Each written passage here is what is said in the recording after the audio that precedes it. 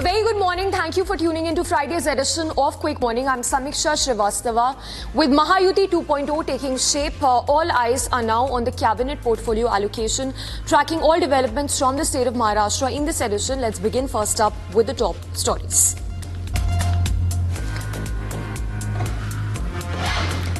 Over 100 farmers will march today to Delhi from the Shambhu Border protest site.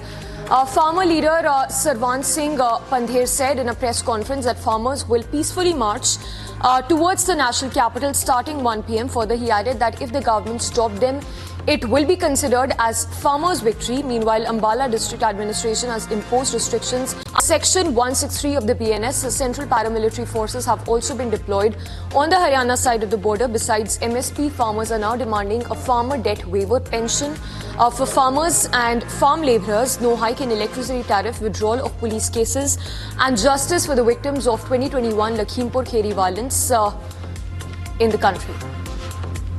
व्यवस्था को maintain करने के लिए सभी अरेंजमेंट्स डिस्ट्रिक्ट साथ किए गए हैं और आपके माध्यम से सभी जो किसान भाइयों से मेरी अपील है कि कृपया शांति बनाए रखें और यदि जो दिल्ली कूच का आह्वान है तो बाकायदा परमिशन लेके जाएं, कोई दिक्कत नहीं है, उसका प्रोसीजर है, अपना परमिशन लें और जाएं।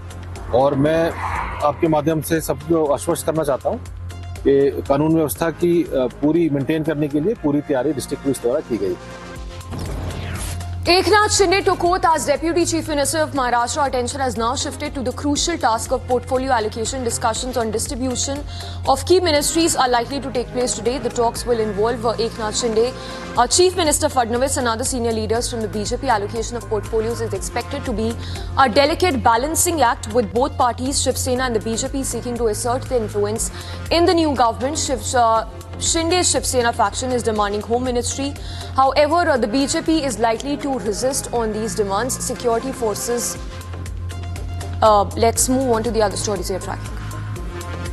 शिंदे जी की थोड़ी देर नाराजी थी, लेकिन उन्होंने मतलब डेप्यूटी सीएम को तो स्वीकारा है और महायुति में एकनाथ शिंदे की बहुत बड़ी आवश्यकता थी और जरूर मुख्यमंत्री रहे थे, उनकी भावना को हम समझ सकते हैं, लेकिन बीजेपी का स्टैंड ये था कि भाई आपको 2.5 साल हमने मुख्यमंत्री बनाया था, तो भी बीजेपी को मौका मिलना चाहिए, देवेंद्र फडणवीस को मौका मिलना चाहिए।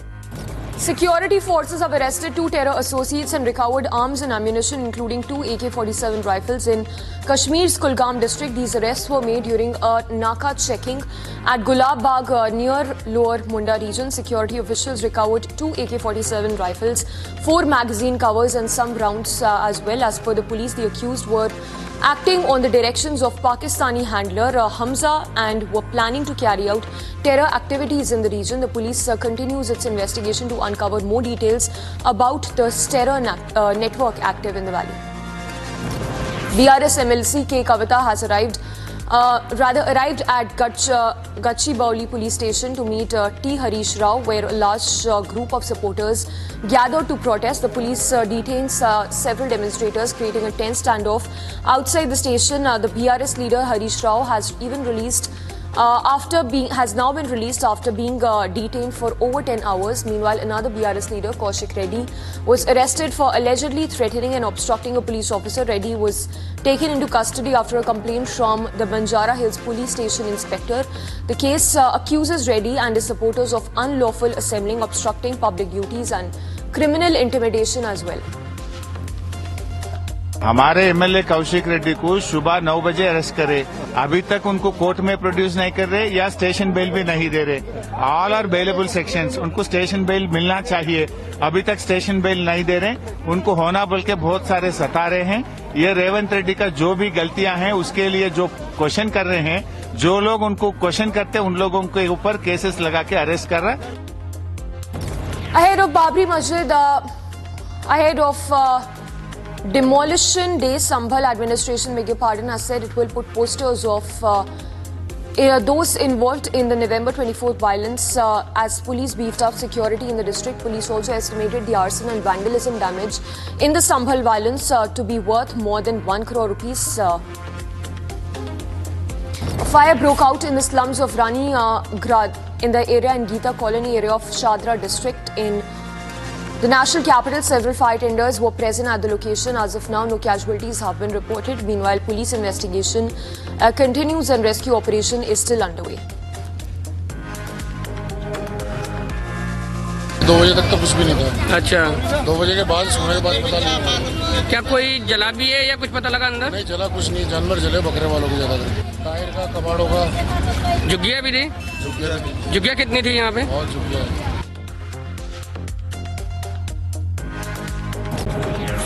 India-China held talks in the national capital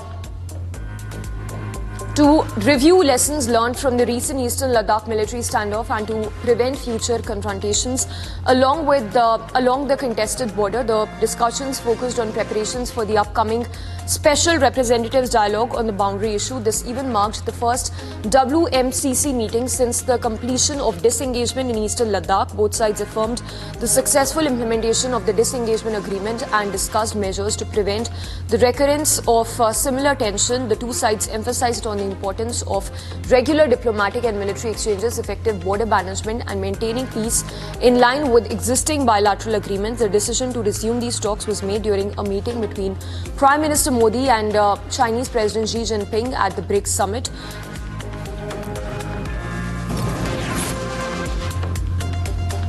The political heat between the Congress and the BJP has escalated as Congress MP Manikam Tagore filed a formal complaint with the Lok Sabha Speaker Om Birla against BJP's spokesperson Sambit Patra, accusing him of making highly slanderous statements. The complaint comes in wake of recent remarks made by Sambit Patra, who linked Congress leader Rahul Gandhi to Soros. In a speech in the Parliament, BJP MP Sudhanshu Trivedi also raised alarms about OCCRP's alleged influence on Indian political landscape. Trivedi accused the organisation of systematically targeting the country ahead of key parliamentary sessions. Trivedi even pointed to specific reports such as those on farmer protest and the Adani Group, which he claimed were published with the intent to destabilize Indian political landscape during sensitive periods. Trivedi and Patra's comments were criticized by the Congress, which dismissed the allegations as baseless and nothing but politically motivated. जब भारत का leader of opposition खुद अपने देश के साथ द्रोह कर रहा हो तो स्वाभाविक रूप से यह एक बहुत सीरियस विषय है। जब भारत का लीडर ऑफ अपोजिशन खुद अपने देश के साथ द्रोह कर रहा हो तो स्वाभाविक रूप से यह एक बहुत सीरियस विषय है। And the RBI has commenced its MPC meeting ahead of the announcement of the monetary policy for the fiscal year. Let's take a look at the business stories in this segment. RBI's Monetary Policy Committee has commenced its bi-monthly review of the economy on 4th of December. A review meeting is scheduled for today as well. It said that the Apex Bank is likely to maintain interest rates at the current levels. Market participants have been closely monitoring any potential liquidity enhancement measures following the recent downturn in economic growth. Meanwhile, the RBI has maintained stability with the repo rate at 6.5% since February of last year, prioritizing inflation control while supporting economic growth. Despite recent economic headwinds, market sentiment remains steady as investors await the central bank's policy stand. The countdown for the next 2025 budget has begun. Finance Minister Nirmala Sitharaman will kick off her pre-budget consultations today. These consultations will involve discussions with various stakeholders from diverse sectors.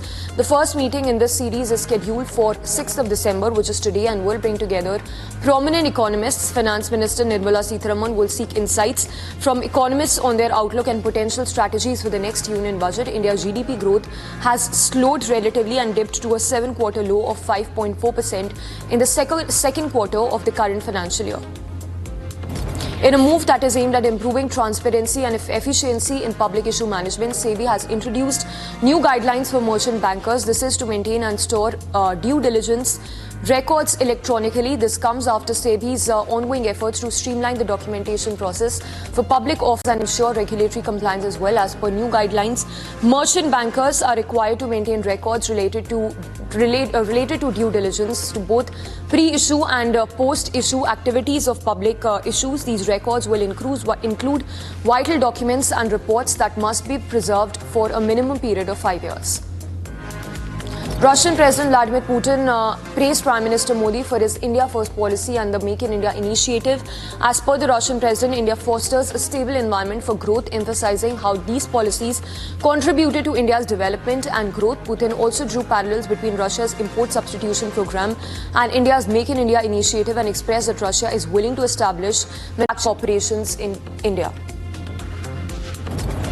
The foreign outflows in Indian equity markets were moderated in the month of November after investors turned buyers in the second half of the month snapped a 38-session selling streak in the last month. Most foreign portfolio investors poured money into financials and IT stocks, which reduced outflow to $2.5 billion. Further, the Indian benchmarks also slipped into a sharp correction in the month of November.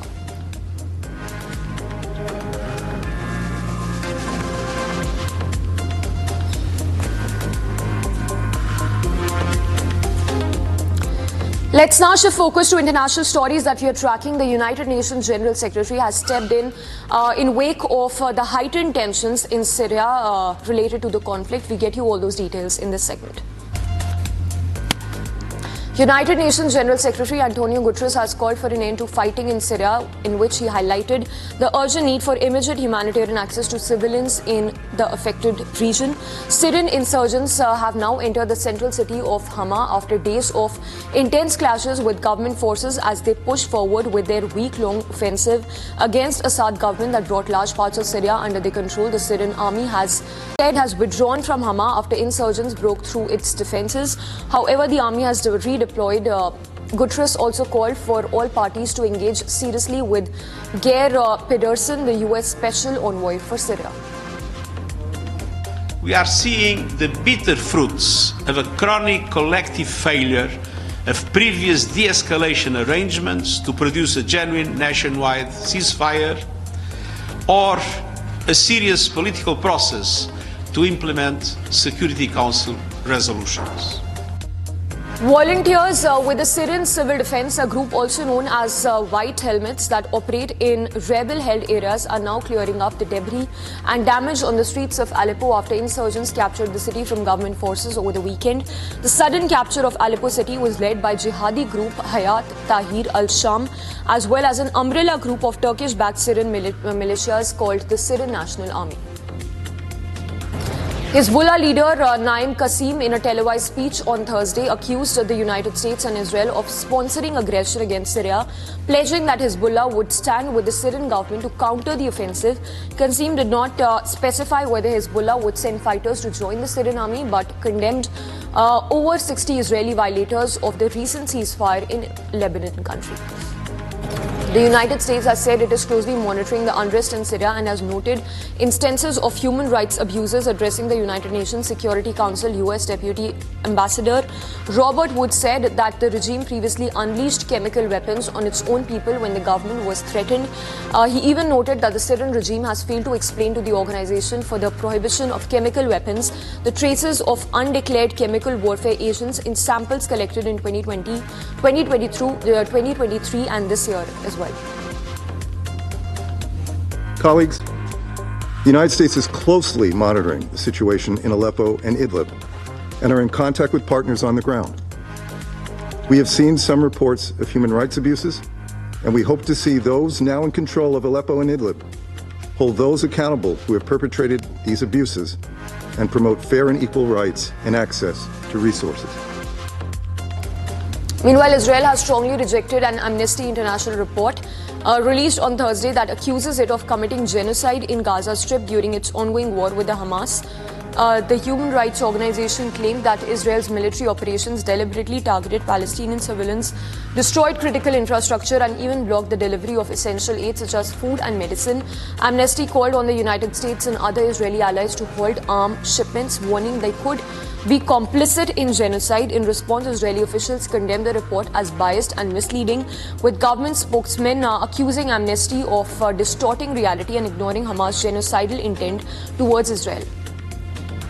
On the latest Amnesty report that condemns Israel, let me share with you the 5 reasons why it's not actually worth the paper it's written on.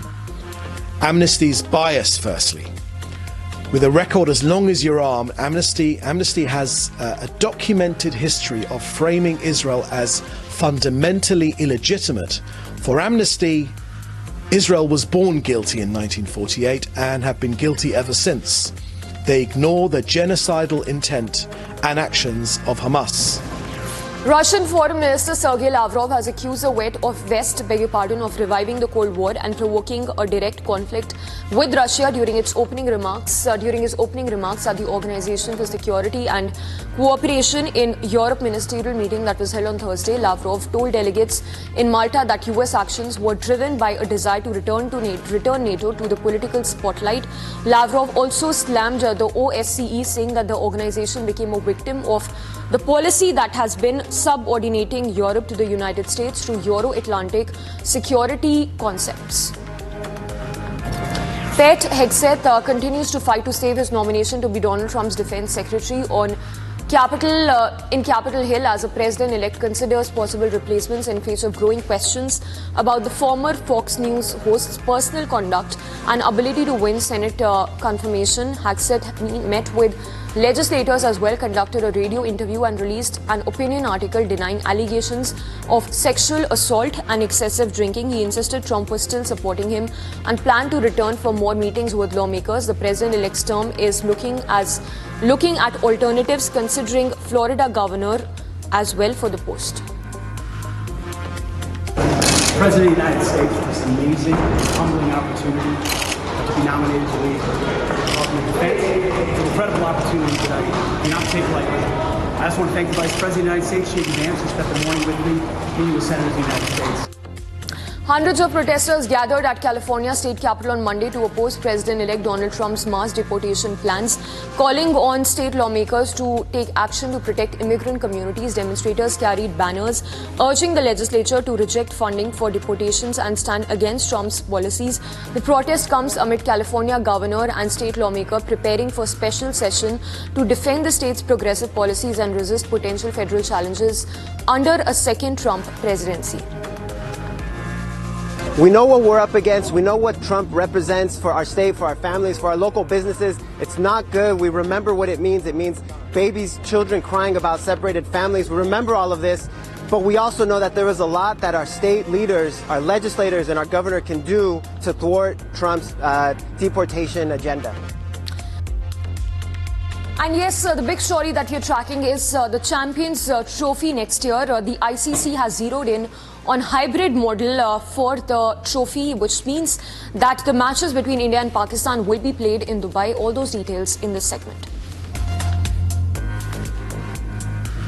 The International Cricket Council has reached a consensus to host the 2025 Champions Trophy in a hybrid mode, allowing India to play a portion of their matches in Dubai. The arrangement has been agreed upon in principle for multilateral events until 2027. The decision was largely finalized during an informal meeting between the ICC President Jay Shah and the body of Board of Directors, which includes representatives from Pakistan as well. India will also be hosting the Women's ODI World Cup in October this year and the Men's T20 World Cup in 2026 with Sri Lanka.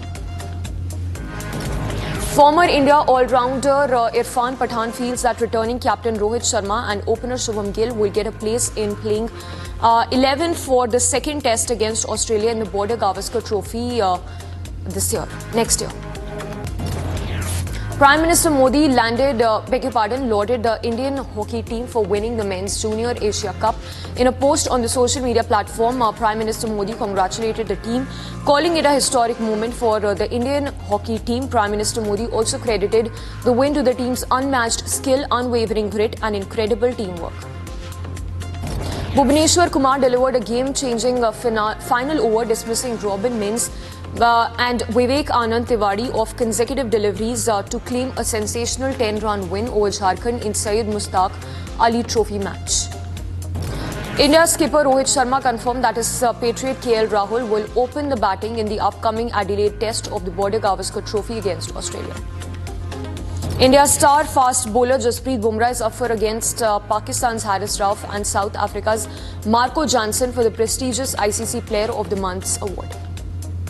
Scott Boland's first match for Australia in almost 18 months has been confirmed, as Pat Cummins said Michelle March would be fit to bowl in the Adelaide day-night test. Mohammad Shami claimed 3 wickets, further building on his match fitness, while Abhishek smashed a blistering 50 as Bengal stormed into quarters with a 7-wicket win over Rajasthan in the Group A Syed Mushtaq Ali Trophy clash. Playing his 7th game in this competition over the last 3 weeks, the fit against India pacer struck in his first over and snaffled 2 late wickets for his 3 for 26 as Bengal restricted Rajasthan to 153 for 9.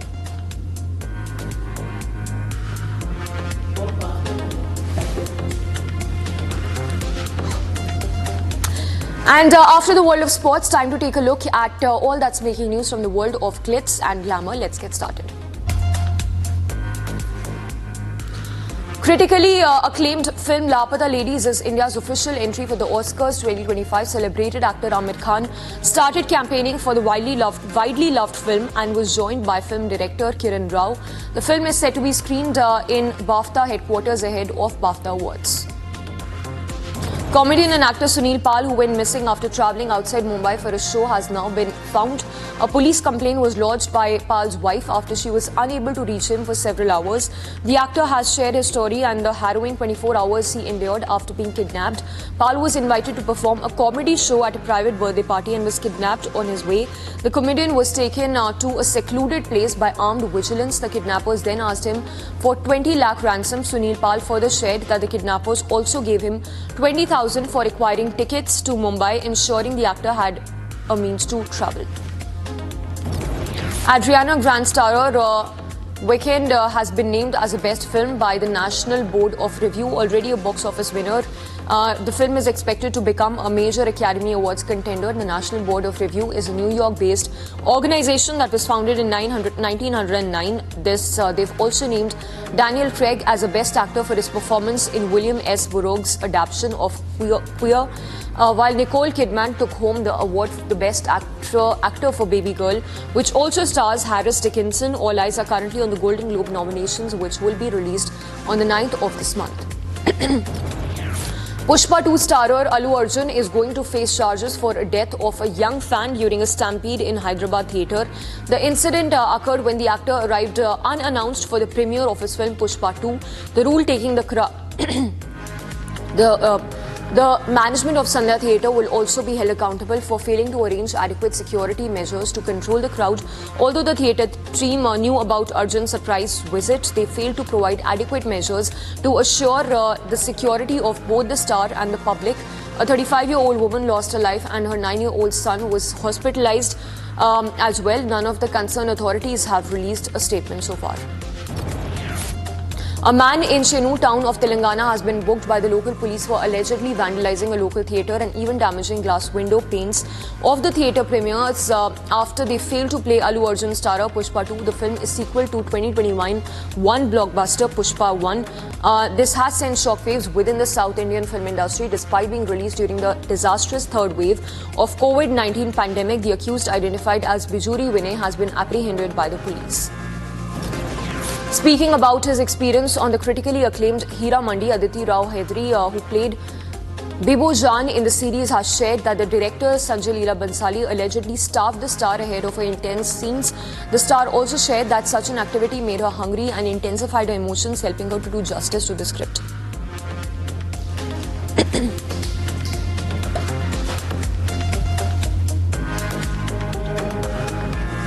And with that, it's a wrap on today's edition of Quick Morning. Stay tuned for Live This Morning coming up at 7 a.m.